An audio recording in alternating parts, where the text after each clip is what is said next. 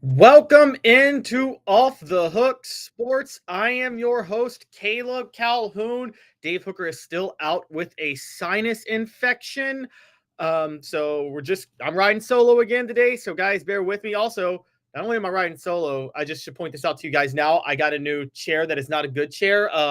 My office chair broke that I sit in. So I am now sitting in a dining room chair that doesn't move. So really bear with me today, guys. Lot to work with.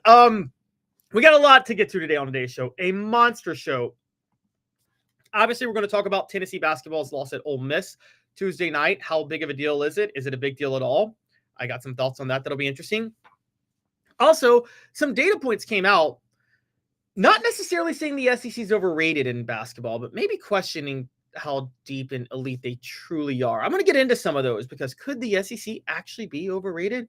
We'll see. Beyond that, we got some Lady Vols coverage to talk about. The Lady Vols did beat Texas A&M on Wednesday, and as we do this show today, they will be tipping off against Vanderbilt later in the day. We're going to talk about the win and what it meant, but we're also going to talk about the awkwardness between, and this is kind of crazy, the awkwardness between Kim Caldwell and Kellie Harper, because I don't know if you guys saw, they sat together at the SEC network table yesterday. It was the weirdest thing to watch, honestly. It was very bizarre. So we're going to talk a little bit about that. And obviously, we still got some football news to talk about because we've got Tennessee football spring practice. I want to preview the defensive backs for you guys. And some news about the schedule strength of Tennessee football came out yesterday. Bill Connolly of SP Plus of ESPN using his SP Plus formula to project the 2025 strength of schedule. A lot of interesting tidbits come out of that. So we're going to get into that as well. A lot to get to, a lot to discuss, a lot of fun to have today. The show is represented by Banks & Jones, Tennessee's trial attorney. Play to win, why settle? Banks & Jones, led by T. Scott Jones, banksandjones.com. Live from the Ted Russell Ford Lincoln studio. Ted Russell Ford Lincoln is your home for the finest vehicles in Knoxville. New and used, East Tennessee's largest Ford and Lincoln volume dealer. It is time for today's tough question, and it deals with Tennessee basketball losing to Ole Miss Wednesday night at the buzzer as Igor Milicic missed a potential game-tying two, and they lost 78-76. Today's tough question is brought to you by Chattanooga Mortgage. Congratulations, your home search just got easier. Buying a home in Chattanooga has never been easier. Chatmortgage.com, chat with 2 T's, mortgage.com. Let's get rolling. Today's tough question is this. Tennessee basketball lost to Ole Miss 78-76 Wednesday night after Igor Milicic, who had a great look at the basket, missed a potential game-tying basket as time expired, which followed Jamin Brakefield putting up a go-ahead bucket with 7 seconds to go off an offensive rebound. Should the Vols, having lost at Ole Miss, be concerned? Now, there's reason for disappointment. Ole Miss is an unranked team. You don't like losing to unranked teams at home or on the road.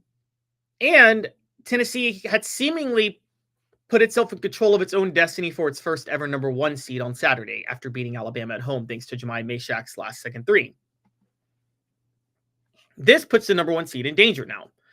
They are severely in danger of losing the number 1 seed, and they probably just won't get it, particularly after Florida beating Alabama. Florida's definitely going to move ahead of Tennessee in all the rankings and get the number 1 seed next week, leaving the number 1 seeds at this moment to be Duke, Houston, Auburn, and Florida. I don't think anybody can debate that.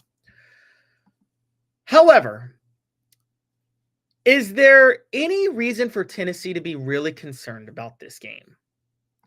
And I'm going to make that a poll question. Are you upset with Tennessee's loss to Ole Miss? And I'm going to say it this way. We'll say, yes, number 1 seed was a big deal. I'll say another reason for yes. Yes, can't lose to unranked teams. And I'm going to add 2 more options. I'm going to say no, didn't need number 1 seed anyway. And also no, that was a tough road game. Okay, so you guys vote on that. I'm going to say no and no. And here's why. I told you guys yesterday, and Jimmy Hyams was on the show, that if Tennessee got the number 1 seed, they'd be the last number 1 seed in, unless Duke or Houston suffered an unlikely upset loss this weekend. Even if Duke lost to North Carolina, I don't think that would hurt Tennessee. And we know the selection committee doesn't value the conference tournament. I think Tennessee, because of that, would have preferred to get the number 2 seed. Playing in Newark even is better as a 2 seed than playing in San Francisco as a 1 seed. But playing in Atlanta or Indianapolis as a 2 seed is a huge benefit. Vol fans will make the travel to those. They'll make the trip to those games, and they could actually get a home game. Number 1 seed is one of the most overrated arbitrary things in college basketball history. Your draw is better, okay? Your draw and your bracket and the location of where you're playing is better. And Tennessee is actually going to get a better location without the number 1 seed. So I'm just going to be honest. I don't think that the number 1 seed is a big deal at all. And I've been very, very, very firm on that for a long time. I think the number 1 seed is massively overrated. So I don't think it's a big deal on that front. In terms of what happened in the game, Tennessee didn't shoot poorly from 3. They were 12 of 31. It's not bad. It's not great, but they manufactured 76 points. Chaz Lanier had 15, going 6 of 12 from the field. Jordan Gainey, still hot, was 4 of 9 from 3 off the bench, had 17 points. Felix Okpara, still asserting his offensive presence down low, had 13 points, 6 of 10 from the field. The only key that lost them the game was Ole Miss out-rebounding them, dominating them on the glass on the offensive side. Ole Miss got 15 offensive rebounds to Tennessee's 8, which is why they had a bucket to... That's the reason the game-winning bucket by Jamin Brakefield came off an offensive rebound, and that's why Tennessee blew a 41-36 halftime lead. Here's why I wouldn't worry about that. Now, you can worry about the effort in offensive rebounds, and they should have actually performed better when it comes to effort. However, Igor Milicic Jr., who missed that last-second shot, was injured walking into the game. He was actually listed as probable to play with an illness that sidelined him from Tuesday's practice. So he wasn't at 100%, okay? He's a key part of their rebounding.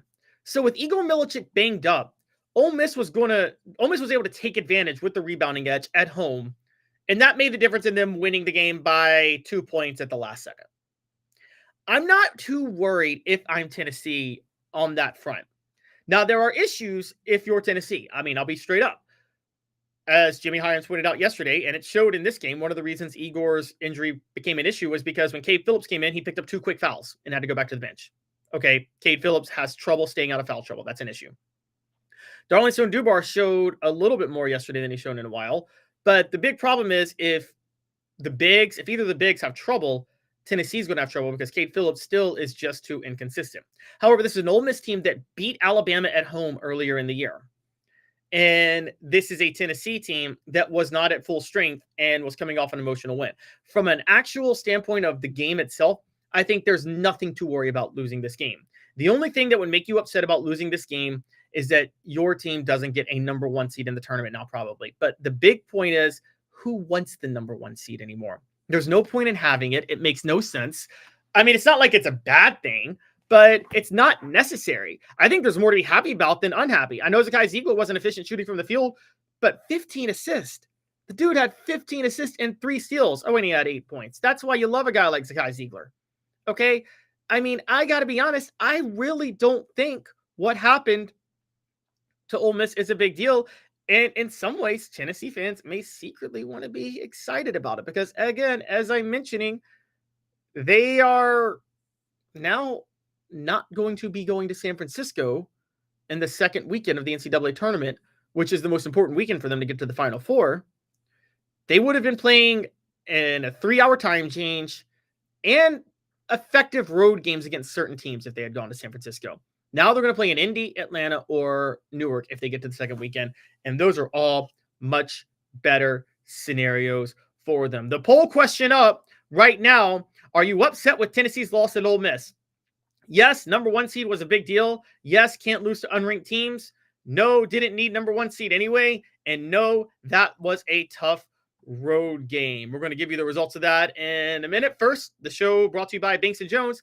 Tennessee's trial attorneys play to win. Why settle? Banks & Jones, led by T. Scott Jones. BanksandJones.com.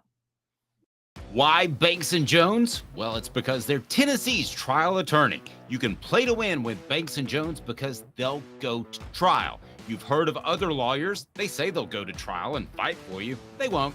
They just want to settle. That's the easiest way out. Well, that's not Banks & Jones, led by T. Scott Jones. They won't settle. They'll go to trial for you. Tennessee's trial attorney. They play to win. Truly, Tennessee's trial attorney when it comes to criminal defense or personal injury. Why settle? It's Banks & Jones. T. Scott. All right, our poll question up. Are you upset with Tennessee's loss at Ole Miss? Nobody is saying yes, number one seed was a big deal. They're all right. 40% say yes, can't lose to unranked teams. I understand that. I think the standards is a little too high given what Tennessee was dealing with. 20% say no, didn't need the number one seed anyway, and 40% say no, that was a tough road game. So 60% say no, the loss is not a big deal, or they're not upset with it. And I totally agree with that 60%. I say no and no. I agree with both of the no's. It's funny that it separated them out. With that in mind, I think Tennessee is going to be fine. Now, Rick Barnes did call his players out, said they played soft at Ole Miss. I'm going to say this up front. I don't think that's a big deal. This is part of Rick Barnes grinding his players too hard late in the regular season. I think Tennessee's focus right now should be getting healthy for the NCAA tournament. They got one game left at home against the worst team in the SEC, then the SEC tournament. I don't think they should be putting much effort at all over the next two games. And when I mean next two, I mean, I don't think they should care whether or not they win or lose a week from Friday, assuming they get the double bye. The only reason they should play a little bit on Saturday is to make sure that they get that double bye. Now, obviously, South Carolina is a very easy team. It should be an out, but as we saw with Vanderbilt earlier in the year, you can't take those type of games lightly. So I think Tennessee needs to take that one seriously. Unsung, going to the message board real quick. Unsung says it was senior night for Ole Miss. They played out of their minds. Yep. And that Ole Miss not necessarily a bad loss considering they beat Alabama, just came at the wrong time. But I get your point, General Ursus. You say a number one seed might be overrated, but it's still something Tennessee's never accomplished as a program. That's true. But do you want which accomplishment that Tennessee hasn't had would you prefer, General Ursus? A number one seed or a trip to the Final Four? Okay, so this is what I'm talking about. So I think that I would, if I'm Tennessee, I would prefer the trip to the Final Four. David Speaks says my only concern is that the depth is razor thin. In a physical foul heavy game that would be a problem in the tournament. Yes, that is true. And the officials have a tight whistle in the tournament, and that is something they need to worry about. I totally agree. If there's a tight whistle, they've got to hope they're hitting their shots or the other team is having an off night shooting. That's the only way that's going to work because they are razor thin. You are right about that when it comes to depth. It is a major, major, major issue. It's something they really have to work on. So, I mean, we're going to see where this goes, but in a vacuum, this loss is no big deal. In a vacuum, again, it was to Ole Miss on the road. Tennessee's still totally fine. Chris Beard is leading a very good Ole Miss team. This team was in the top 25 for a while at different times in the year. This is not a loss you worry about if you're a Tennessee fan. As a matter of fact, if you're a Tennessee fan, the only losses that upset you this year are how you lost at Florida, losing at Vanderbilt, and losing at home to Kentucky. Those are the only three losses. No shame. Excuse me, I apologize. No shame in losing to Kentucky on the road. No shame in losing to Ole Miss on the road. Not much in losing to Vanderbilt, too. And no shame in losing to Auburn on the road. No shame in actually losing to Florida, just getting blown out. I think if you're Tennessee, you got nothing to worry about. You're totally fine. There's no reason to freak out about this loss. Now, if you have a goal of 30 wins and a number one seed, yeah, you're probably not getting those things now. Even if you win the SEC tournament, they're not going to value that. I can just tell you guys, based on what they have done in the past couple of years as selection committee, the only value they place on the conference tournaments is if a team wins it and that gets them a higher seed. That's all that happens. Look, it's just been a wild week of upsets in the SEC. Florida winning at Alabama. Florida was the higher ranked team, but they were definitely the underdogs in that game. Ole Miss beating Tennessee, Texas A&M beating Auburn the other night, Missouri falling at Oklahoma yesterday. So again, SEC is just seemingly loaded, so there's just not much, I think, to worry about on this front. The show is brought to you by Hemp House, the premier hemp dispensary online with a wide variety, great selection, and strict standards. HempHouseChatWith2Ts.com. HempHouseChatWith2Ts.com. Use the promo code HOOKED for 10% off. Speaking of the SEC and its depth, look, no one's going to deny the SEC's depth this year. Okay.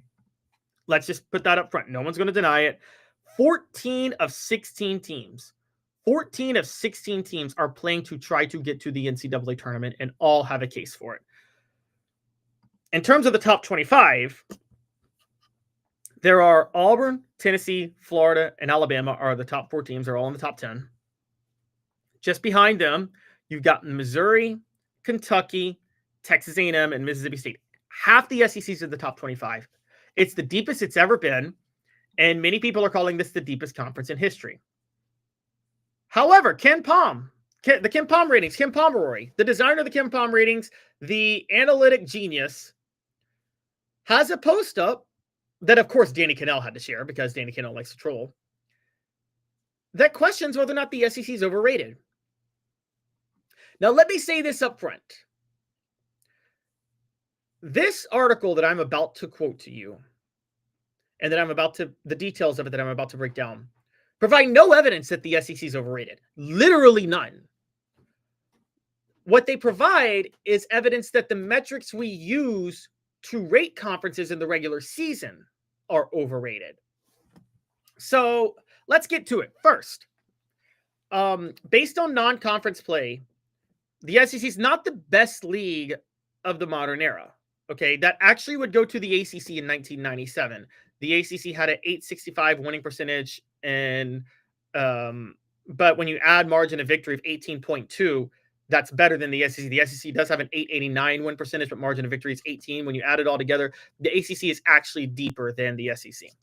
More importantly, though, the 3 best conferences of all time in the regular season are the ACC in 97, the SEC this year, and the Big 12 in 2024.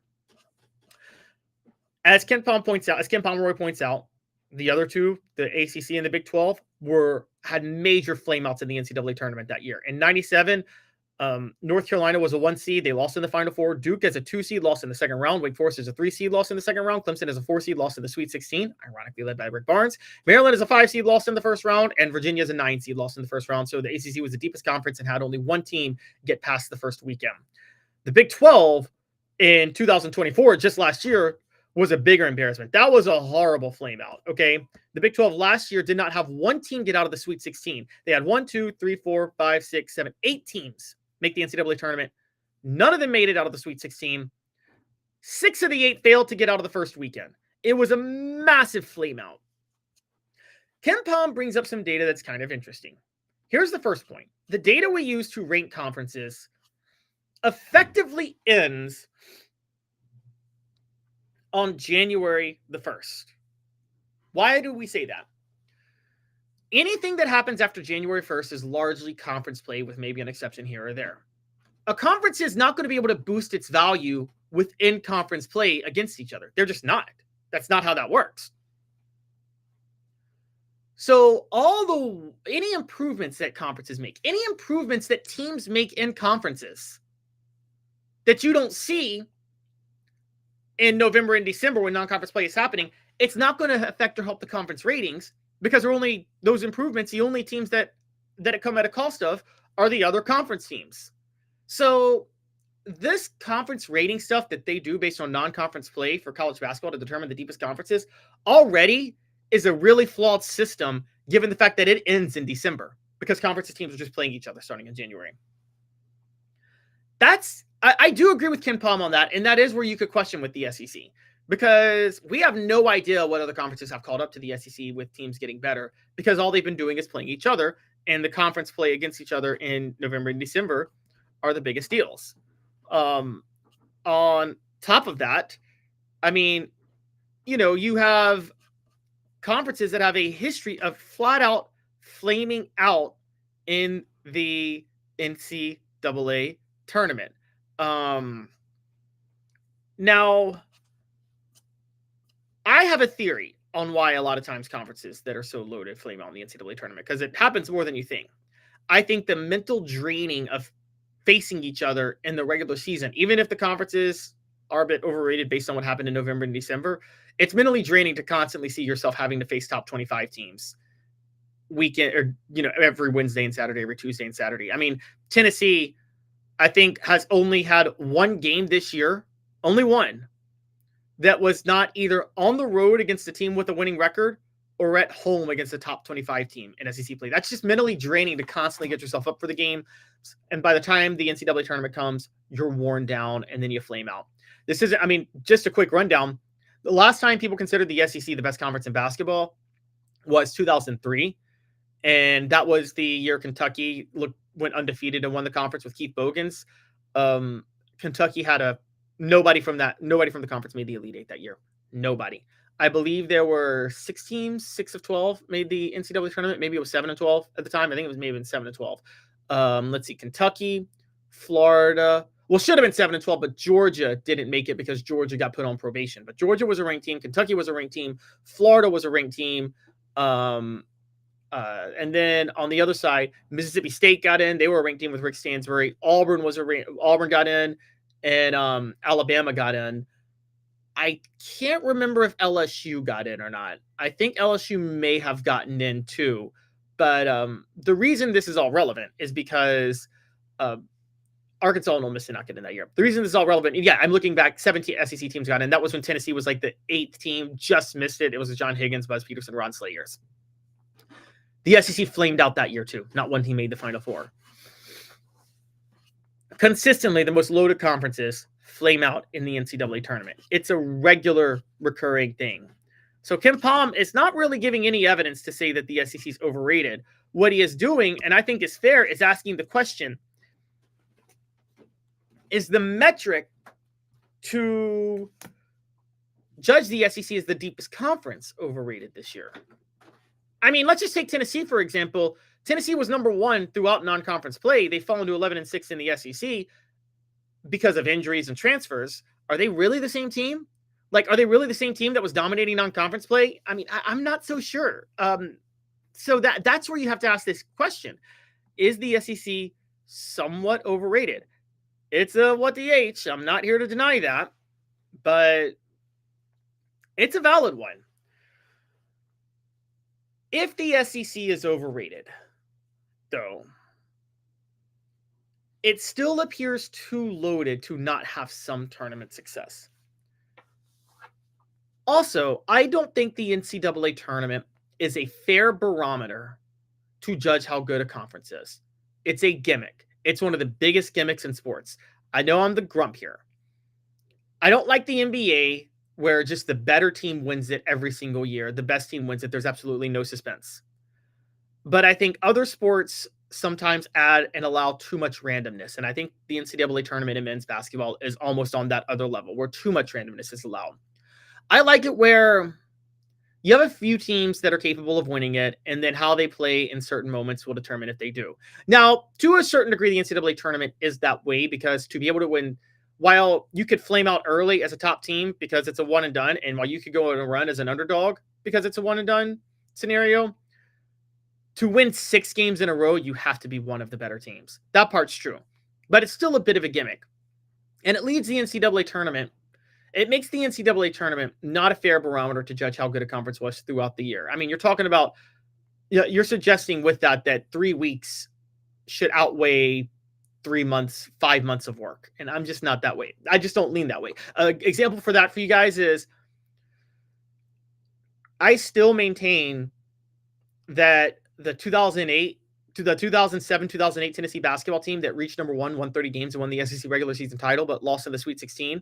That's a more beloved team and a more legendary team than the 2009-2010 team that reached the Elite Eight. That 2009-2010 team didn't win the SEC, didn't win 30 games, and never reached number 1. Bruce Pearl's most beloved team is Chris Lofton's senior year, and they lost in the Sweet 16. That's just how that happens. And I don't think there's anything wrong with that per se to judge that way. So while they could be overrated, and there's certainly an argument, I think there's also an argument that using the NCAA tournament as a barometer is not the best, because what you have is, here's what happens when you're judging conferences. You have 2 months of non-conference play, November and December, of epic marquee non-conference games that everybody loves. And then you judge the conferences based on that. Then you have another 2 months of just conference play, and you have nothing to judge the conferences off of. You have no idea who got better, who got worse, whatever. And then you close out with 3 weeks of non-conference play again. it's not really an effective measurement. But I would argue that the 2 month, where I would disagree with Pomeroy is that the 2 months of non-conference play in November and December is a more effective way of judging the conferences than 3 weeks of non-conference play in late March when anything can happen. That's just my thoughts on the SEC and the concept of the SEC being overrated. I'm going to go ahead and set that up as a poll question.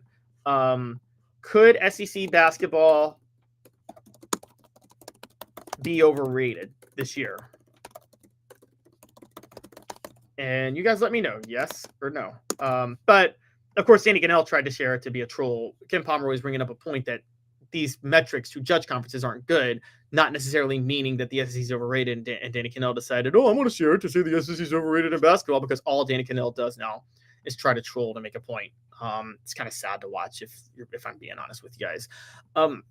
The show is brought to you, portions of the program are brought to you by Hound Dogs of Knoxville. Champions look good in orange. hdknoxville.com.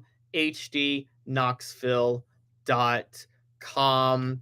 The show is represented by Banks & Jones, Tennessee's trial attorney. Play to win. Why settle? Banks & Jones, led by T. Scott Jones. We are live from the Ted Russell Ford Lincoln studio. Ted Russell Ford Lincoln is your home for the finest vehicles in Knoxville, new and used. East Tennessee's largest Ford and Lincoln volume dealer. When we come back, we still got this day in Tennessee history. We still got stat of the day, and we got some Lady Vols to cover.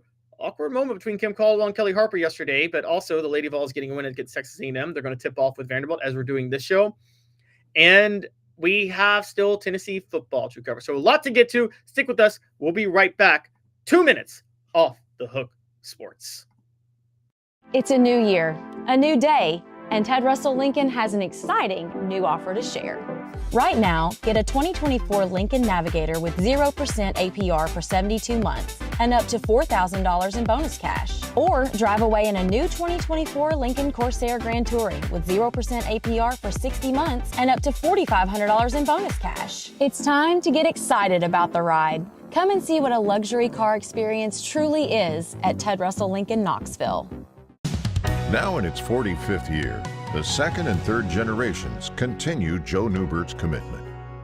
His vision of what this business needed to be, we still try to live up to that. Joe Newbert Collision Center. Having been in the jewelry industry for a long time in the Knoxville community, I saw a need for a jeweler, a real jeweler. Our ability to do these designs has really been based on the customers bringing new things in and challenging us as a store. Our goal is not to tell anybody what they want. Our goal is to listen to what they want and then help them get there. Schedule your consultation today to get your special someone the perfect custom gift just in time for the holidays. Hi, Mike Davis here with City Heating and Air, reminding you to always dare to compare. Our team provides quality local heating and air service, installation, and maintenance across East Tennessee. We use only the best equipment like American Standard heating and air conditioning for your residential, new construction, or commercial needs. Honesty, dependability, and customer satisfaction have been the cornerstones of our business since 1961. City Heat and Air. Dare to compare. Double D Piping provides full-service fire protection on any scale. From residential homes to government facilities, we can assist any customer through design, fabrication, installation, inspection, and demonstration of fire suppression systems. With 30 years of service across 5 states and a full staff with over 40 years experience, our quality can't be beaten. Don't get caught watching what you could have prevented. Call Double D Piping. Welcome back to the program. Caleb Calhoun here with Off the Hook Sports. Dave, unfortunately, is still out with a sinus infection. We hope he gets better soon. I got no judgment. My son is bringing me home every single illness in the book right now, and it's knocked me on my back quite a few times. So I can honestly say I do not envy feeling sick like that. It's the absolute worst. Portions of the program. Again, first, I just want to let you know that although Dave is out, he wanted me to share something you need to know, which is that Ted Russell Ford Lincoln is your home for the finest vehicles in Knoxville. New and used, he recently bought a Jeep, and he was in the buying process. As he was in it, he was a little picky. He wanted a Bronco, but he needed someone to walk him through the options. Andy and Nick White had him covered. While he decided on what car he was going to go with, he could have no doubt that he'd leave with a quality vehicle because that's all they carry at Ted Russell Ford Lincoln on Kingston Pike and Parkside Drive. After one vehicle, he left knowing what he should expect for the vehicle or vehicles he wanted. It was just a matter of making up his mind. And you won't believe this, Nick told him that, and Nick wants us to tell you that if you don't hear from him soon enough, call a cell. That's what we call 5-star customer service with no pressure. Ted Russell Ford Lincoln on Kingston Pike and Parkside Drive. If you want to stop at lot after lot and waste precious time, that's an option, but why? Ted Russell Ford Lincoln has the perfect buying process. As for any vehicle you want, you have plenty of time to decide with Ted Russell Ford Lincoln. You know they'll have whatever vehicle you decide upon on their lot. After all, they're East Tennessee's #1 volume Ford dealer. Whether it's partnering with local businesses or sending someone home in their first car, Ted Russell Ford Lincoln loves to be a part of special moments in East Tennessee. Ted Russell Ford Lincoln views it as an honor to serve their friends and neighbors. That's why they're so committed to providing exceptional customer service. There's nothing better than driving off in the car of your dreams, and Ted Russell Ford Lincoln believes it's a pleasure to help people do just that every day. Do yourself a favor. If you want a fantastic vehicle at a great place and a smile on your face as you drive off the lot, stop by Ted Russell Ford Lincoln on Kingston Pike and Parkside Drive. Ted Russell Ford Lincoln, the exclusive vehicle provider and studio sponsor of Off the Hook Sports. Again, this show represented by Banks & Jones, Tennessee's trial attorney. Play to win, why settle? Banks & Jones, led by T. Scott Jones, banksandjones.com. Sticking on the hardwood, we're going to the other side real quick as the Lady Vols are still in the midst of the SEC tournament after they beat the Texas A&M Aggies 77-37 on Wednesday. This one was a big deal for the Lady Vols. Now, you guys may not believe that, but it's honestly very impressive what the Lady Vols were able to do and dominate by 40. They didn't shoot the ball well in this game. They were 8 of 36, 22.2% from the three-point line, okay? Lucky for them, Texas A&M was 1 of 15. Key for them was they only had 7 turnovers, and Texas A&M had 32. Now, Tennessee, who is number 18 in the AP poll, number 17 in the coaches poll, finished SEC play 8-8 in the regular season, was 21-8 in the regular season before yesterday. There was reason to believe that they had hit a wall. They had gotten blown out by Kentucky last week. Absolutely blown out in the worst losses of the Kim Caldwell era. Until the following Sunday when they played Georgia, the second worst team in the SEC, and they lost to them at home. And a shocker, Talisha Cooper got hurt in that game. Now, on paper, you wouldn't suggest that they answered some questions about them by just beating Texas A&M, the worst team in the SEC. After all, Texas A&M now officially finishes the year 10-19. They were 3-13 in SEC play in the regular season. I mean, there's nothing that special about them. However, we have to break this down a little more. Okay. This win was much more impressive than Tennessee's win at Texas A&M earlier in the year in College Station when they won 91-78. And Tennessee was undefeated at that time in a top 10 program. So it suggests that they haven't hit a wall because they played better in this game in March. That really stands out. More importantly, to win like this, to win in this blowout fashion on a neutral court against Texas A&M is probably more difficult than a home game against Georgia. So in that regard, you have to say that Georgia was just a massive slip-up where they weren't thinking straight because they absolutely dominated this game, and that kind of proves that, okay, they still have plenty left in the tank.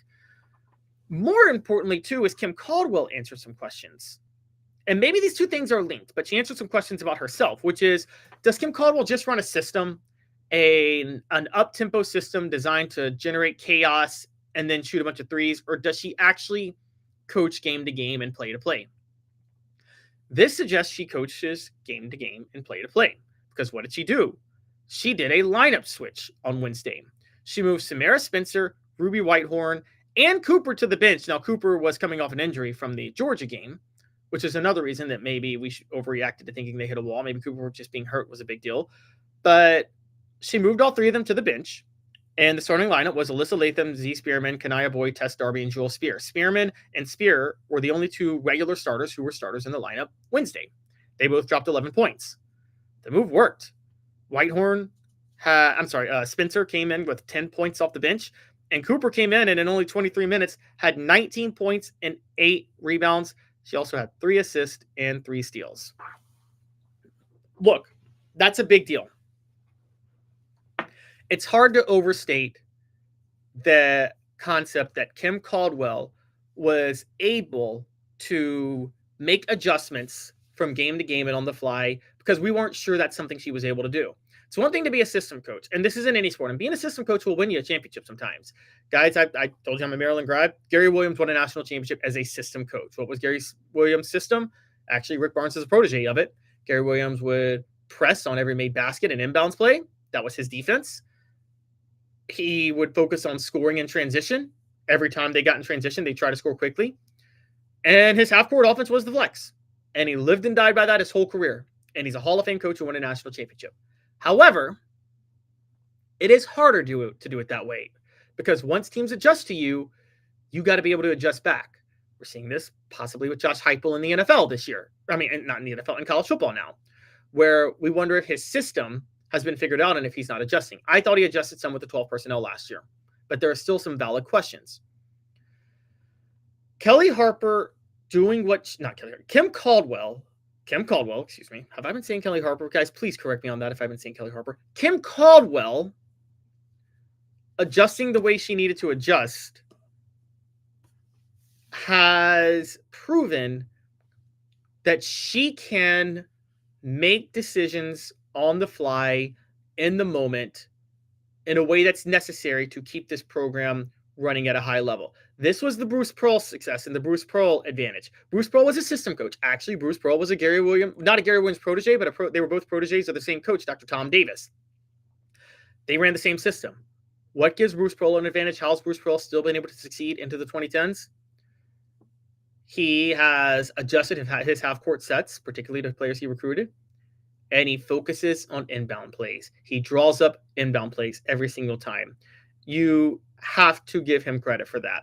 So with those things in mind, I think there is a lot for Tennessee fans to be excited about with the way Kim Caldwell coached and the way Tennessee played against Texas A&M on Wednesday, even though it was just Texas A&M. We'll have more on this. First, a quick message from Double D Piping. Double D Piping provides full-service fire protection on any scale. From residential homes to government facilities, we can assist any customer through design, fabrication, installation, inspection, and demonstration of fire suppression systems. With 30 years of service across 5 states and a full staff with over 40 years experience, our quality can't be beaten. Don't get caught watching what you could have prevented. Call Double D Piping. With Tennessee's win over Texas A&M, the Lady Vols could have a potential path to hosting an NCAA tournament game again. Again, the goal always is to play the first week of the NCAA tournament at home in women's basketball. Tennessee dropped that when they lost to Georgia, but they could get it back. Look, they're still running, guys. I mean, they're still running extremely deep, okay? Nobody played more than 25 minutes in the game the other day. So looking back when we talked about the Georgia game, when we were saying they hit a wall, I think that didn't make as much sense because, truth be told, how are they hitting a wall if nobody on their team, and I mean nobody, you can look this up, is averaging nobody on their team is averaging more than 25.1 minutes a game. And that Samara Spencer leads in minutes per game at 25.1. Everybody else is playing under 24 minutes a game. And 1, 2, 3, 4, 5, 6, 7, 8, 9, 10. 10 players are playing between 14.5 and 25.5 minutes. That's a lot of depth. Now, the issue with some of those players she's having to turn to right now, and she'll never say this because she does not like to say these aren't her players, but some of these players, Jillian Hollingshead being one of them, were just not recruited for this system. They're not meant to play in this up-tempo style, and Kim Caldwell has to go to them a little bit more down the stretch of the season, and it's a lot on them. This is where we talk about getting her players in next year because it's just too difficult otherwise to do what she's been doing. And that's something that they're going to have to work on going forward. It's kind of unfortunate for Tennessee that they are that way, but there are just some limitations with the program she inherited this year, even though we all think she's done an incredibly good job to this point about Kim Caldwell. I mean, she's done an incredibly good job to this point of getting the team to where it is. They're going to the NCAA tournament. They're a top 25 team. They didn't start the year in the top 25. I think they deserve a lot of credit for how things have gone. And with the number 1 ranked recruiting class in the nation coming in, and the Paulton twins, guys, the future is extremely bright for this program. There's a lot to love about what's happening with them. Sticking with the Lady Vols, we got a lot to talk about related to them.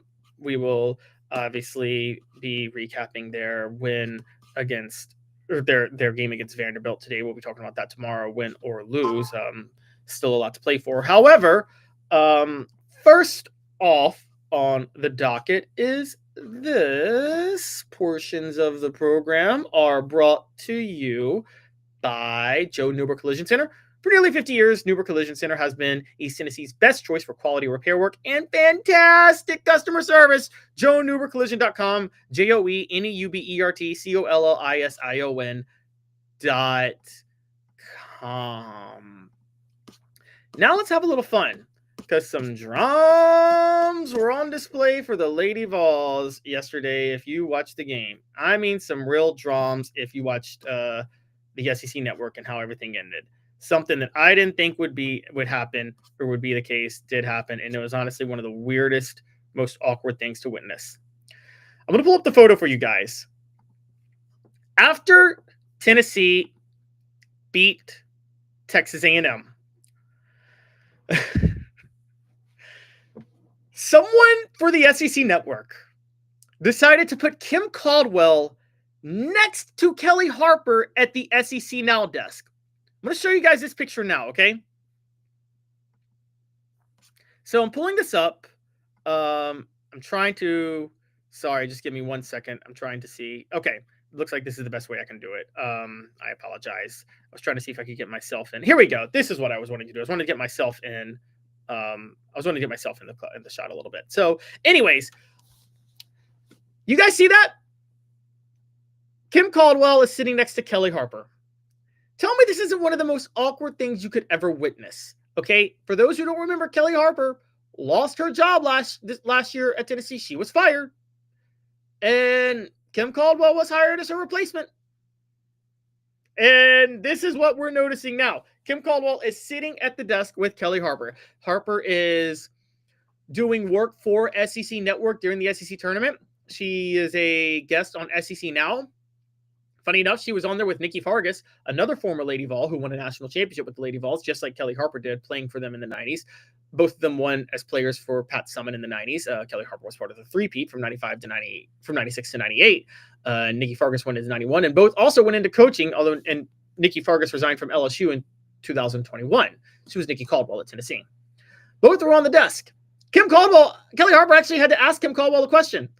The question was, how does Tennessee basically pivot and right the ship against Vanderbilt, who beat them earlier in the year?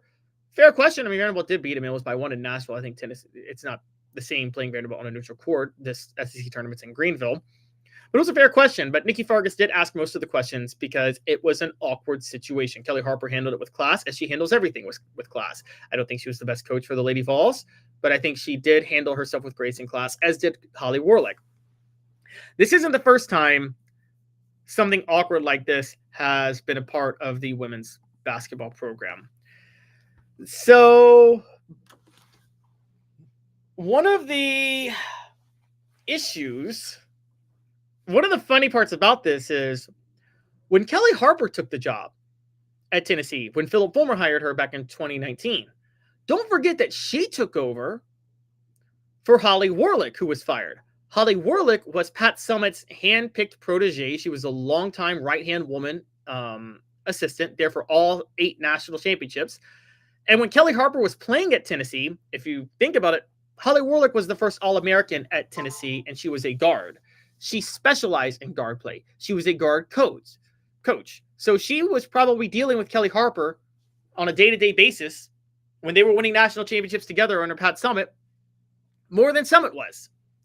And Harper then goes and gets hired to replace Summit.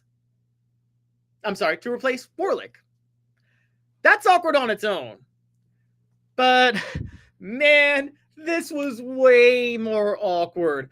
I feel like the SEC Network did this on purpose. I want to see Kellie Harper and Kim Caldwell do a sit-down one-on-one interview, though. That would be funny. What do you guys think?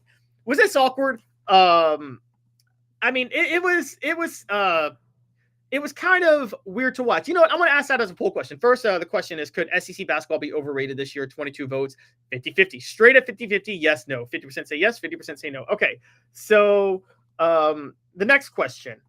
Kim Caldwell sitting next to Kellie Harper at SEC Network desk was awkward or classy. Both are Lady Vols. Okay, let's do it like that. Awkward or classy? I'm going awkward. Now, Kim Caldwell did handle it. I mean, Kellie Harper did handle it with class. I think it might have actually been a little more awkward for Kim Caldwell than Kellie Harper. Do you really want to sit next to the person whose job you were hired to take? Who's like, that's an awkward situation. I don't think, I'll pull this clip up real quick. I think there was one reaction in 2017 where Fulmer and Majors finally didn't really mend fences. I can't find the here we go. Yes, this is what it reminds me of. There was an event honoring Doug Dickey. And in 2016, something we never thought would happen did happen. I'm going to pull it up. Philip Fulmer and Johnny Majors shook hands. Check this out. Doug Dickey right there, standing over Philip Fulmer and Johnny Majors as they shake hands. In case you guys forgot, that was one of the most bitter splits in the history of college athletics. Philip Fulmer was Johnny Majors' assistant. He was the offensive coordinator. He was an assistant for 13 years at Tennessee under Johnny Majors from 1980 to 1992. Offensive coordinator for 4 years from 89 to 92. In 92, when Johnny Majors has open heart surgery, Philip Fulmer steps in as the interim head coach, gets 3 big wins. Johnny Majors comes back. They lose 3 straight at one point in the season. Johnny Majors is fired. Philip Fulmer is hired as head coach to replace Majors. Majors then spends the next 16 years of spends Fulmer's entire tenure as head coach trashing Fulmer publicly everywhere he went, calling Fulmer Judas, Brutus, called him both of those, calling him a traitor, feeling completely betrayed by Fulmer and Doug Dickey, going out saying things like John Chavis was saving Fulmer's job, absolutely trashing the job Philip Fulmer was doing and calling him overrated. Johnny Majors was super bitter that Philip Fulmer, he believed, backstabbed him and had him ousted as head coach. And them shaking hands there was very classy. That was just a handshake moment, though, 24 years after the firing. These two had to sit down, Kim Caldwell and Kellie Harper, and had to sit down and have a conversation less than a year after Kellie Harper was fired. I mean, what do you guys think about that? Vote on the poll question. Leave some comments. I got some thoughts. First, a quick message from Ted Russell, Super Dealer. Like a blast from the past, the Super Dealer is back. Look to the skies, Knoxville. The Super Dealer is fighting for price, service, and the American made. Ted Russell Ford is your Super Dealer, just in time for Truck Month. Save up to $5,350 on this new Ford F-150 XLT Hybrid, or save up to $7,000 on this new Ford Expedition. Come see the Super Dealer today at either Ted Russell Ford. All right, the poll question regarding Kellie Harper and Kim Caldwell sitting next to each other at the SEC Network desk. It was awkward or classy. 70% of 10 votes, 7 of 10 voters so far say it was awkward. 3 of 10 say it was classy, both are Lady Vols. Maybe it was both, but guys, come on, it was awkward. It was awkward to watch. If you were Kim Caldwell, you would probably be upset that that happened with you, okay? And I couldn't blame her. That's a little weird. That's a little weird that they made her do that. And you know, it's a little unfair to Kellie Harper too, but I think it's a little more unfortunate for the person who was hired to take the job. Kim Caldwell had nothing to do with Kellie Harper losing her job. Absolutely nothing. Okay. To make her be put in that situation. And Kellie Harper, she's a very classy person. So was Holly Warlick. Neither of them held ill will or resentment to their replacements. They haven't shown any of that. So that gives me the idea that they understand it's a business, but also that they can't blame the person that was hired to replace them because it's not that person's fault. That's where the difference with them and Johnny Majors comes. There are some questions about the role Philip Fulmer played, to be fair, and Johnny Majors getting ousted. But more than anything, let's just be honest. Kim Caldwell and Kellie Harper here. It's awkward. It's awkward. It's not something anybody really was comfortable seeing. That's certainly the case. But hey, look, sometimes people have to be classy to people who took their jobs. Most of the time, if a president loses his reelection bid to another president, guess what he has to do typically? He has to welcome he didn't have to, but he typically welcomes a new president to the White House. In 1992, George Bush Sr. lost to Bill Clinton. He lost his reelection bid. He welcomed Bill Clinton to the White House and then left him a letter on the desk saying, I'm rooting for you. You're now president of the country. Jimmy Carter did the same thing to Ronald Reagan in 1980. Gerald Ford did the same thing to Jimmy Carter in 1976. Herbert Hoover did the same thing to FDR in 1932. That William Taft did the same thing to Woodrow Wilson for Woodrow Wilson in 1912. I mean, that typically just happens. You lose your reelection bid. That's what you do. So, look, let's just say that let's say Kellie Harper and Kim Caldwell both handled that with grace and class. It was just a little weird to watch. That's all I'm going to say about that. I'm just going to say it was a little weird and odd to watch. So General Ursa says it was weird seeing Kelly and Kim together like that. I wouldn't compare it to Majors Fulmer. Kim didn't lead a campaign within the halls of UT to get the job. General Ursa says, I understand your point, and yes, it's way more bitter. There are many arguments in Philip Fulmer's favor about what was going on with him and Johnny Majors at the time. In case you forgot, one of the reasons is Fulmer was going to get a job at the end of that year somewhere, and he would have every right to take that job. He was also going to take a lot of the Tennessee staff with him because the staff was loyal to him more than Majors. There were a lot of things they feared at that time, and Fulmer didn't have to go out of his way to screw Johnny Majors over. Fulmer just had to look out for himself and his job and try to do his job.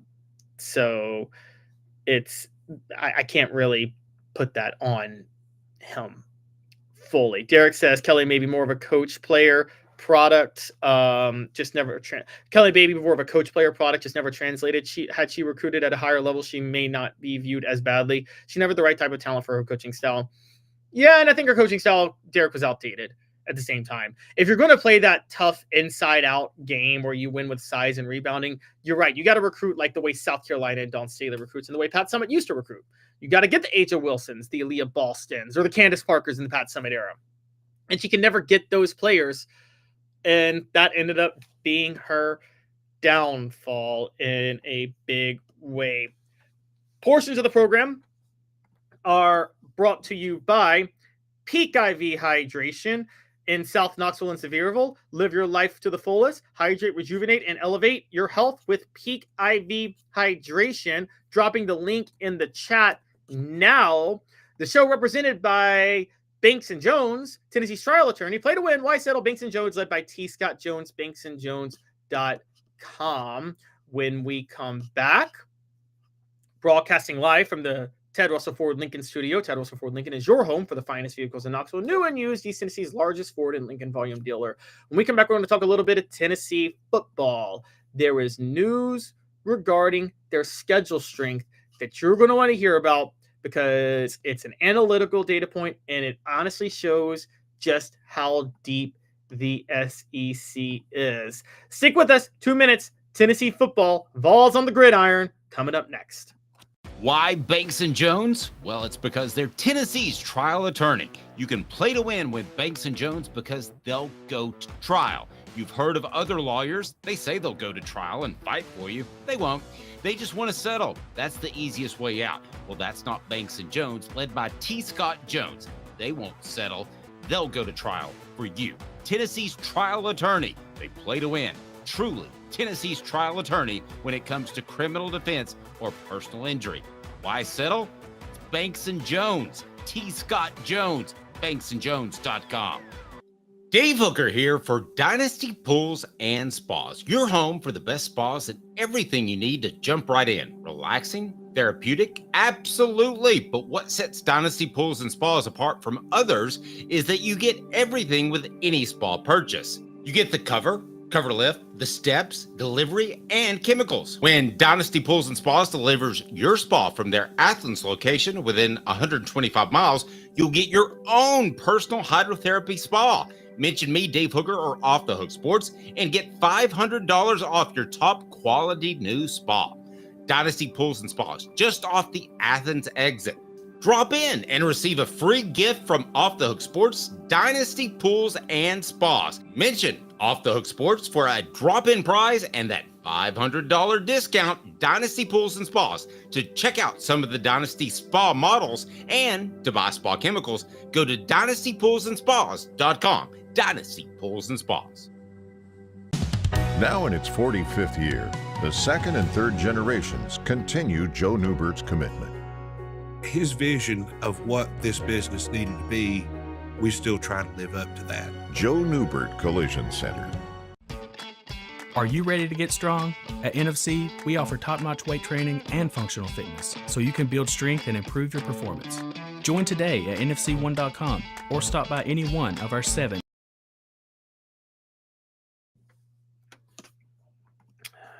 Welcome back to the program. Coming to you live from the Ted Russell Ford Lincoln studio. Ted Russell Ford Lincoln is your home for the finest vehicles in Knoxville, new and used. East Tennessee's largest Ford and Lincoln volume dealer. The show represented by Banks & Jones, Tennessee's trial attorney.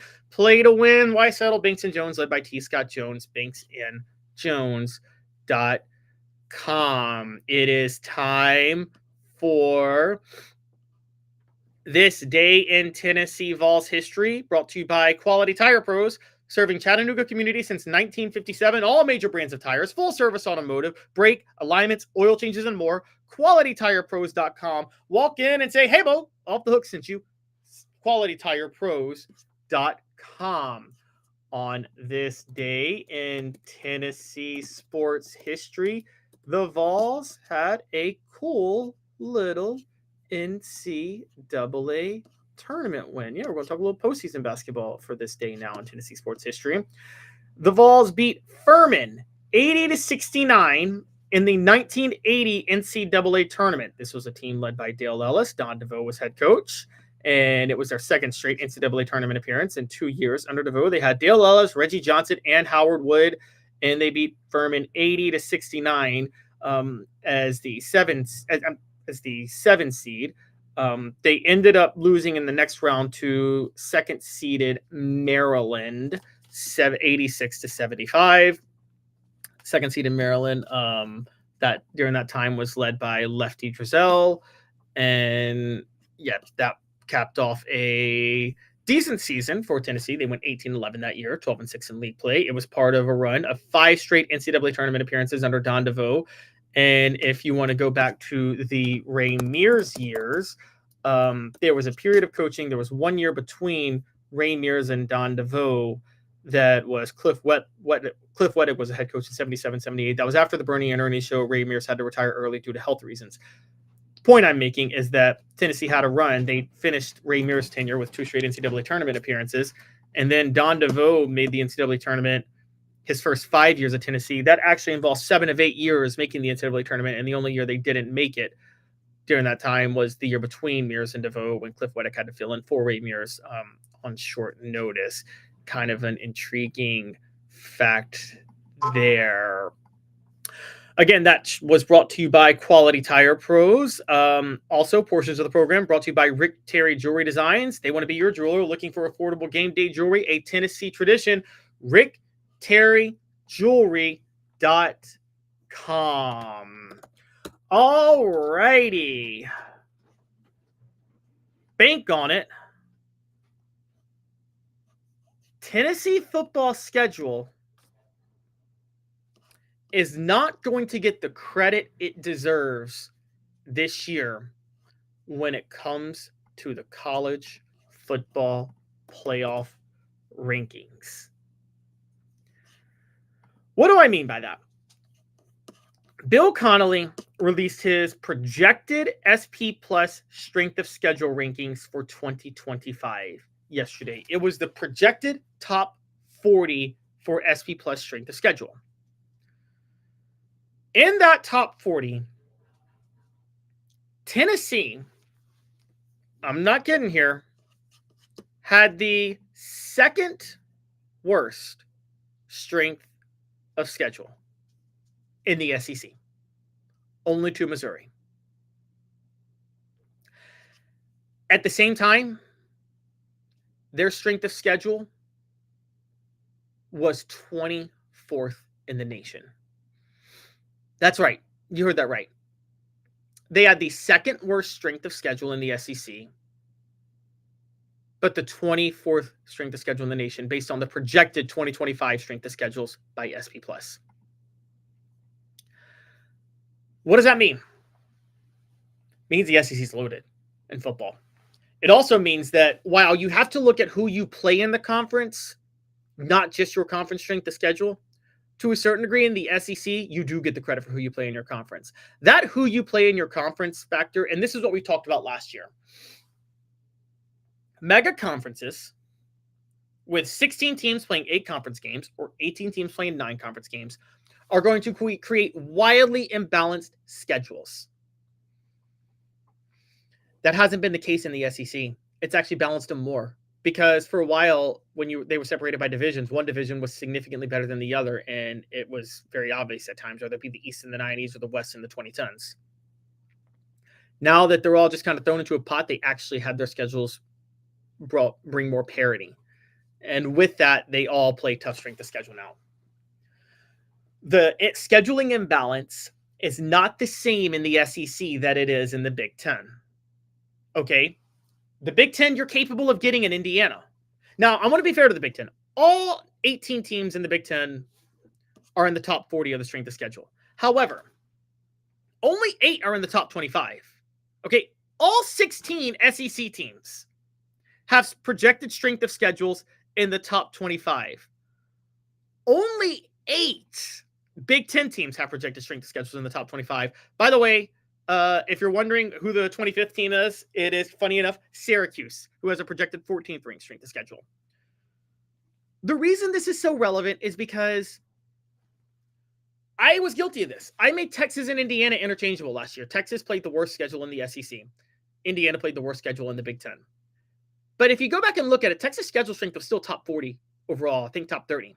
Whereas Indiana's was, I don't think, was inside the top 100. It may have finally cracked the top 100 after they played Ohio State, but that was it. When you take that into account, there's a huge difference between a Big Ten team that gets a bad draw in strength of schedule and an SEC team. Part of this is, you guys want to go, well, the Big Ten plays 9 conference games and the SEC only plays 8. Well, the SEC is required to play a Power 5 team out of conference.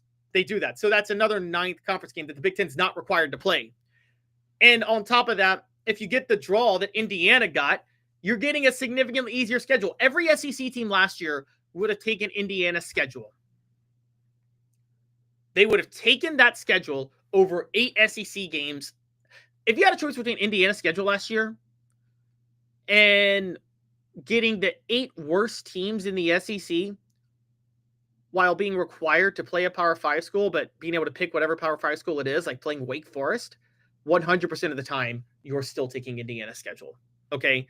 And that's a big deal. Now, unfortunately for Tennessee, and unfortunately for a lot of other SEC schools, people aren't going to see it like that. They're going to try to draw parallels between those who get the lucky draw of playing bad SEC teams, or the worst SEC teams, and those who get the lucky draw of playing the worst Big Ten teams. And they shouldn't do that. But bank on it. Schedule strength will be way too heavily weighted on where your schedule strength is within your conference, not where it is overall. Bank on it. Brought to you by Commercial Bank, member FDIC, Life Made Better. I'm going to say that again. Teams' schedule strength next year will be more evaluated based on where they stand in their conference among team schedule strength and not where they stand nationally. And that's a problem. Bank on it. Commercial Bank is your neighborhood bank. What makes us different from other banks?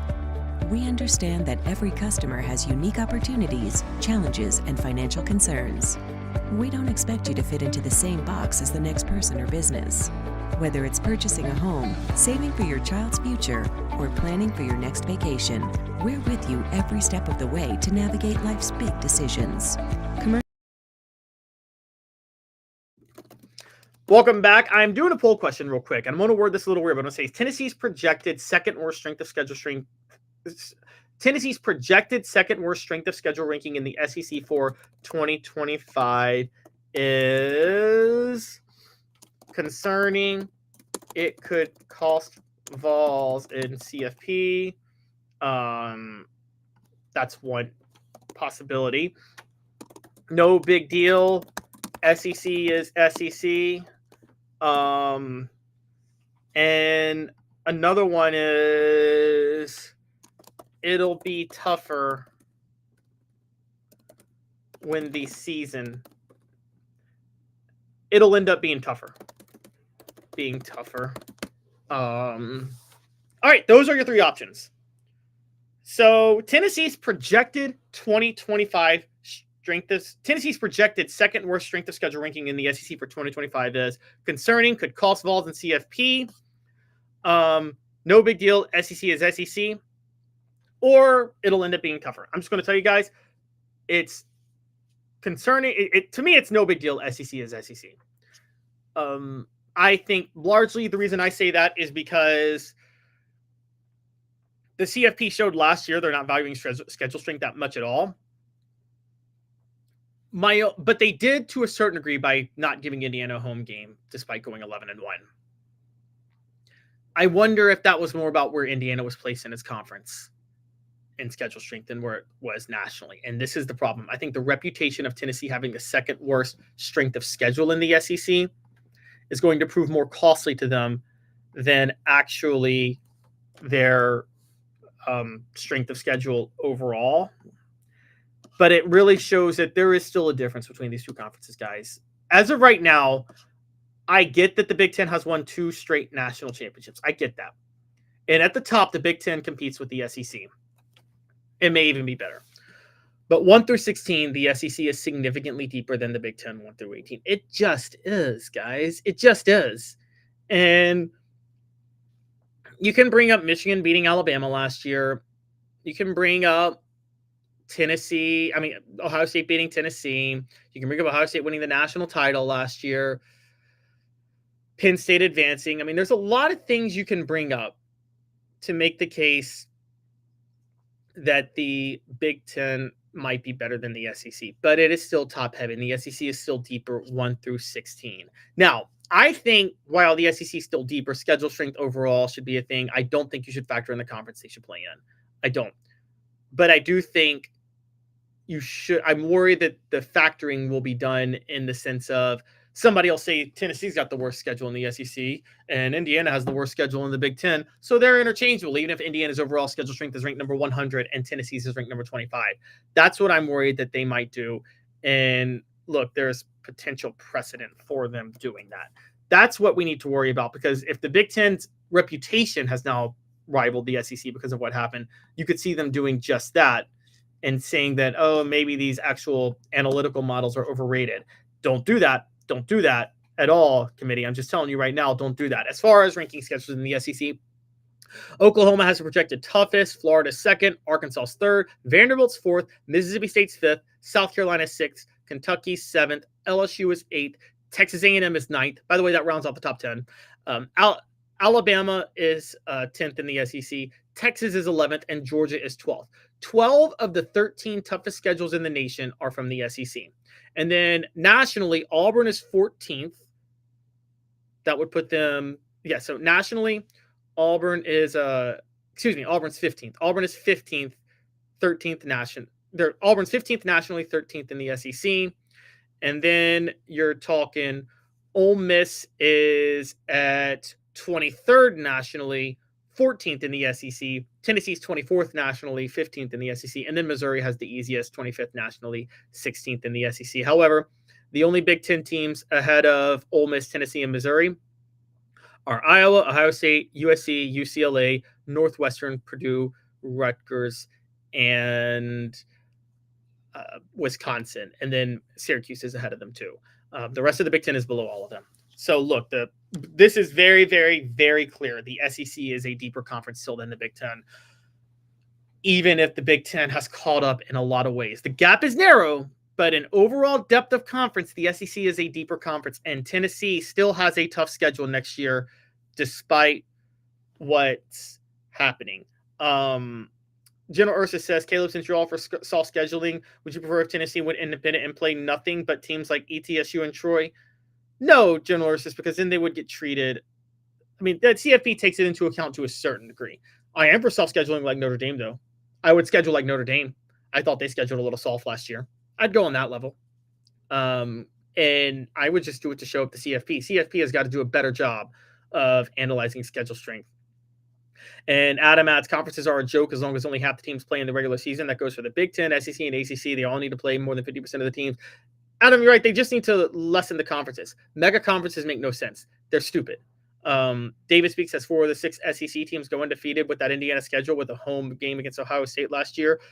I think you're right. 4 to 6 of the SEC teams, you say. And Derek says he hopes the Sooners are a surprise team. That would end up helping Tennessee's strength of schedule. Speaking of that, looking at it now with 10 votes in, Tennessee's projected second worst strength of schedule ranking in the SEC for 2025 is plurality says no big deal. SEC is SEC. That's 45%. But 27% say concerning, could cause falls in CFP, and another 27% say it'll end up being tougher. Portions of the program are brought to you by Sports Treasures, carrying over 5 million sports treasures and so much more. Follow on Facebook for the best sports memorabilia, daily updates, facebook.com/sports treasures TN, facebook.com/sports treasures TN. We're going to stick with football when we come back, and we're going to talk about spring practice again as it's coming up. Tennessee football's defensive backs. We've got to preview them. We haven't gotten to them yet.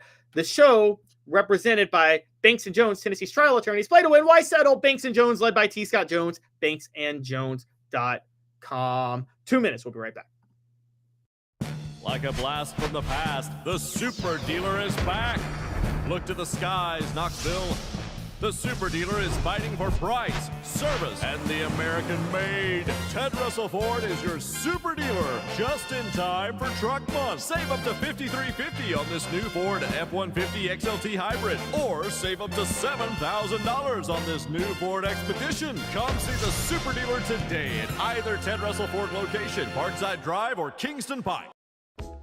Sports Treasures in North Knoxville is one of the South's largest sports cards and memorabilia dealers, featuring over 10 million sports cards from vintage to modern. Sports Treasures carries a full line of hobby boxes, singles, autographed memorabilia, Tennessee Vols collectibles, fan cave decorations, and so much more. See a museum full of collectibles at Sports Treasures, 4819 North Broadway in Fountain City, and Sports Treasures on Facebook. Sports Treasures, where the real sports fan goes to shop. Community banking is about location and much more. It's about family. We reside in your community. We are a part of your community. At Commercial Bank, our commitment extends beyond the walls of our branches. It's displayed each day in the opportunities we provide, the money we give back, and the time we commit, all to help improve the lives of the people, families, and businesses that make our communities great. Commercial Bank, life made better. Double D Piping provides full-service fire protection on any scale. From residential homes to government facilities, we can assist any customer through design, fabrication, installation, inspection, and demonstration of fire suppression systems. With 30 years of service across 5 states and a full staff with over 40 years experience, our quality can't be beat. Don't get caught watching what you could have prevented. Call Double D Piping. Welcome back to Off the Hook Sports. I'm Caleb Calhoun, broadcasting to you live from the Ted Russell Ford Lincoln studio. Ted Russell Ford Lincoln is your home for the finest vehicles in Knoxville, new and used, East Tennessee's largest Ford and Lincoln volume dealer. It is time for the stat of the day, brought to you by the UPS store Hardin Valley, helping individuals and small businesses, wide range of products and services, locally owned and operated. 10629 Hardin Valley Road. All right. Stat of the day is this. With their win over Texas A&M on Wednesday, the Lady Vols had their 8th game this season in which they forced 30-plus turnovers. That ties the program record with the 1997-98 squad, which, as we all know, is the greatest team in Tennessee women's basketball history, and maybe the greatest team ever. The one that went undefeated with Shamika Holtzclaw, Tamika Catchings, and Samika Randall. Kellie Harper was funny enough on that team, too, as Kelly Jolly. That team went undefeated, won the national title, playing one of the toughest schedules ever, going 39-0. One of the greatest teams ever. And Tennessee, this Lady Vols team, just tied that team for the most games in a single season in which it forced 30-plus turnovers, doing it for the 8th time. That's a pretty impressive stat. Portions of the program are brought to you by, well, first off, that again was brought to you by the UPS store, Hardin Valley. Before we get to our final topic, portions of the program are brought to you by Work Trucks. We're all about trucks that are actually available, trucks that help you maximize your profits by having the right work vehicle now. Time is money. The perfect work vehicle doesn't break down and has all the space to carry what you need. That's what Work Trucks is intent on offering, while other dealerships just can't do it. Contracting is about time. Work Trucks saves you time with less back and forth trips and trucks that pass the highest standards to be put to work. The process is also quick and easy when choosing a vehicle for Work Trucks. Cargo vans, utility body trucks with the nap hide work bodies installed, pickup trucks of all sizes, and anything special like cranes or dump trucks. Work Truck supplies vehicles to people just like you and get you back on the road tomorrow. No dealership runaround. If you're a contractor, you need to know Work Trucks, and that's a fact. Service industry, remember Work Trucks. Work Trucks carries the trucks that your business has to have. You need Work Trucks. Clinton Highway in Knoxville and in downtown Birmingham. For the entire inventory, go online to worktrucksllc.com, worktrucksllc.com with an X. Why risk chancing your future and business on the wrong piece of equipment that burns your time? worktrucksllc.com. Work Trucks will also work to make sure you have the perfect vehicle you have to have. They'll even find a perfect truck, outfit it, and make sure it fits your needs to a T. Work Trucks with an X, llc.com. worktrucksllc.com. Proud supporters of the Tennessee Vols. All right. We do our final from scrimmage position preview of the year, as it's time to preview Tennessee football spring ball again. Tennessee football defensive backs getting ready for spring practice. What does Tennessee football look like in the secondary this year? We're going to play a little hot or cold. First, Tennessee lost 2 transfers. Jordan Matthews transferred to the Vanderbilt Commodores. That was a shocking one. I was very high on him as a transfer, as a recruit, as a 4-star to Louisiana. Louisiana kids typically pan out, but he fell behind Ricky Gibson as a starter. We're going to get to Ricky Gibson in a minute. But Jordan Matthews transferred. Christian Harrison transferred. The Vols lost Will Brooks to graduation. Christian Harrison was a regular player in the rotation last year, particularly because Jordan Thomas had a season-ending injury. Jordan Thomas is back. We'll get to that. But most notably, they lost Jordan Matthews, Christian Harrison. Harrison played. Will Brooks was a starter. They lost him to graduation. The other player that they lost was a walk-on in William Wright. So those are the 4 losses. Now, most notably, they have 3 headliners. Boo Carter, Jermon McCoy, and yes, Ricky Gibson III. Ricky Gibson III is currently in the transfer portal. We speculate that it's about money. Boo Carter is getting more looks on offense.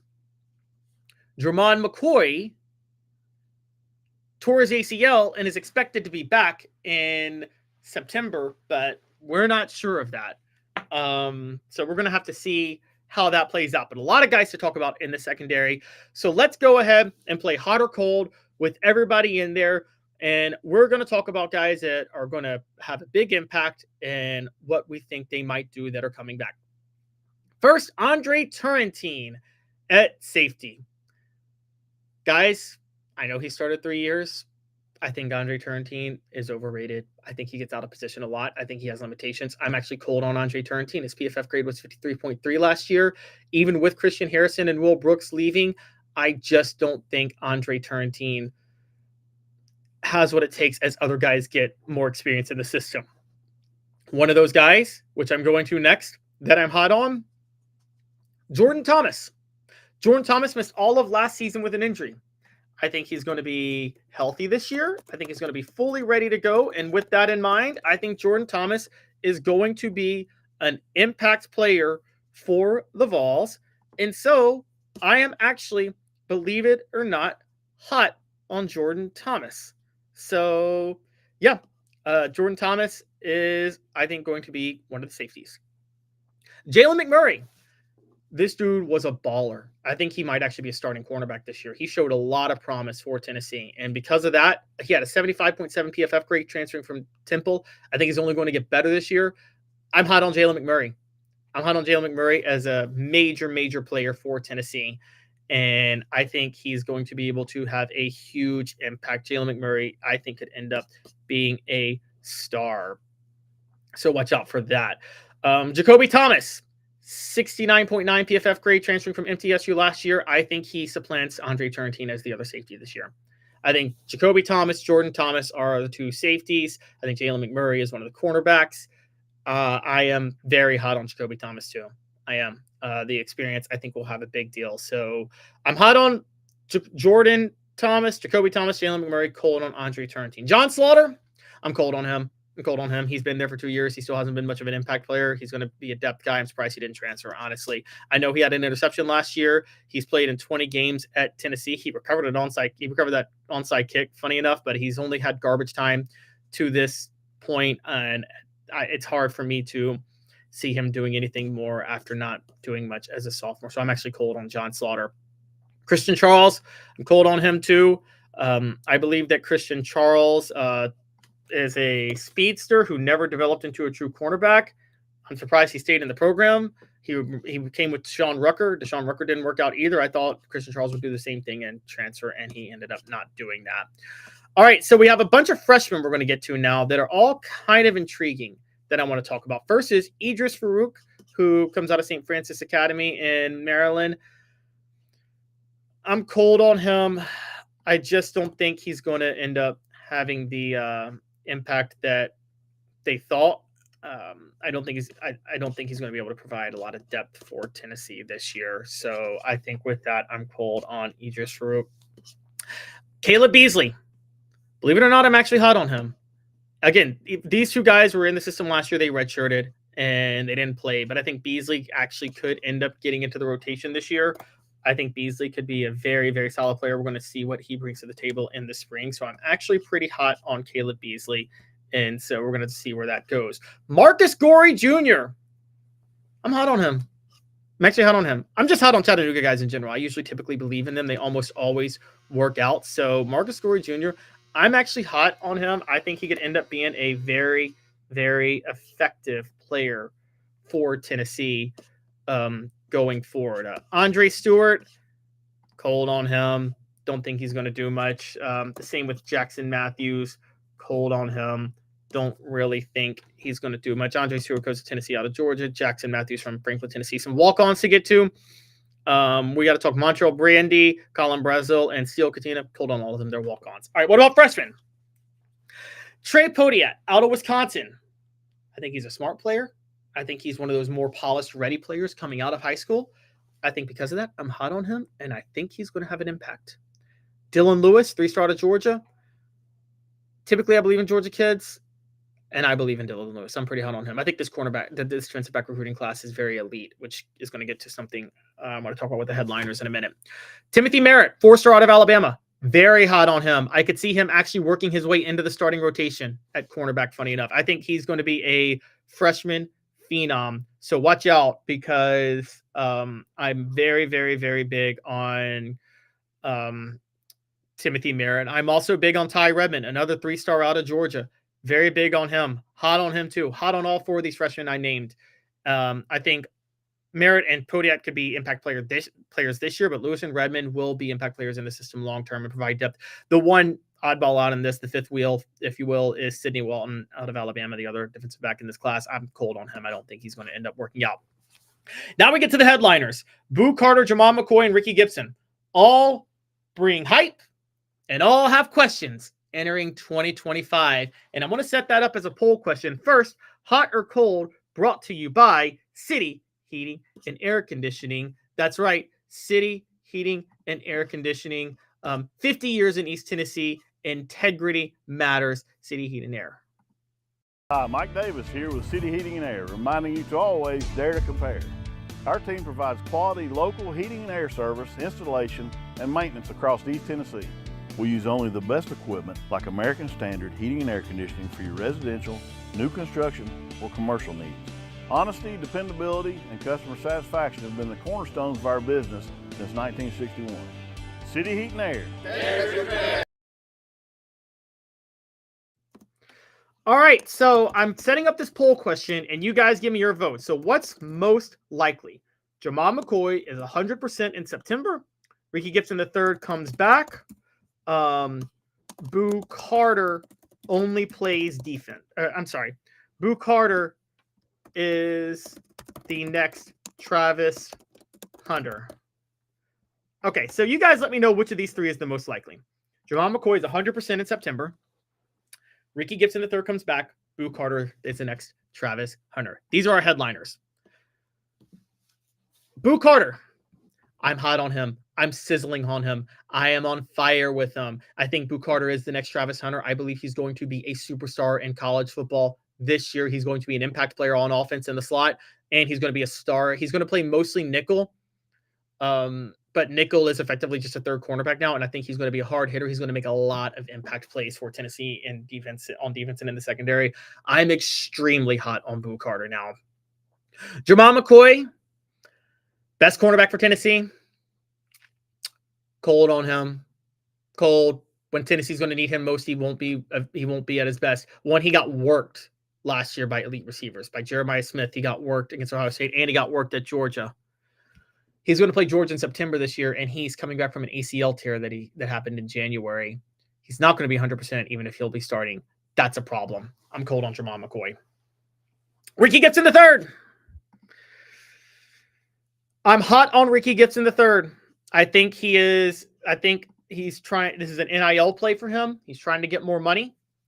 And I think that he's going to come back and end up starting. So I think he'll be the number one cornerback too. So what I think Tennessee's defensive back situation is going to look like next year. The starters, I do think, are going to be, and this is early, but I still see by midseason, I think Jamal McCoy and Ricky Gibson are the starters again at quarterback. With McCoy banged up, I think Jalen McMurray is going to be the starting cornerback with Ricky Gibson III. And while Gibson works on whatever he needs to do to get back, I think that the freshman, Timothy Merritt's going to actually step in and be an effective cornerback. So I think Jalen McMurray, Timothy Merritt are the backup cornerbacks. Ricky Gibson and Jermon McCoy are the starters. I think Christian Charles is the fifth cornerback because I think the two starting nickels are going to be Boo Carter, and the backup at nickel is going to be Jalen McMurray, who will roll over if Boo Carter's out, which would make Christian Charles the fifth cornerback. So that's still with two cornerbacks and a nickel that allows you to go 6 deep, if that makes sense. Now at safety, I think the starting safeties are going to be ready for this. Jordan Thomas coming back from injury, who I think is going to be elite, and Jacoby Thomas.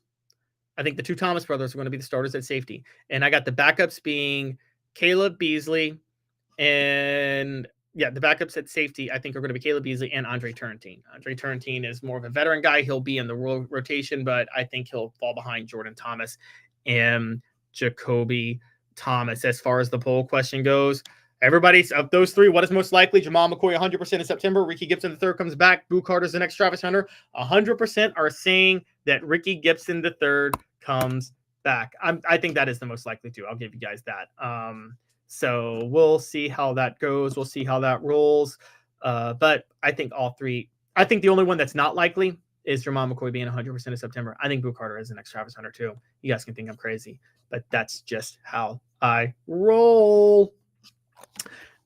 And honestly, I see All-American potential from Boo Carter this year. We'll have to see how that plays out. The show represented by Banks & Jones, Tennessee's trial attorney. Play to win, why settle? Banks & Jones, led by T. Scott Jones. We're live from the Ted Russell Ford Lincoln studio. Ted Russell Ford Lincoln is your home for the finest vehicles in Knoxville, new and used. East Tennessee's largest Ford and Lincoln volume dealer. Again, we're live from the Ted Russell Ford Lincoln studio every weekday from 10 a.m. Eastern.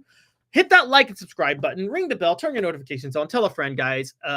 We're doing a lot of great things here at Off the Hook, and we love you guys, and we thank you all for being a part of it, but we want to try to grow this thing, and we need your help to do it. So hit that like and subscribe button. We'll be back again tomorrow to talk more Lady Vols SEC tournament stuff, more basketball news, and some football news happening. A bunch of stuff going on right now in the world of sports. So we're going to keep going. Again, the show represented by Banks & Jones with Caleb Calhoun. You guys have a great rest of your day. This has been a presentation of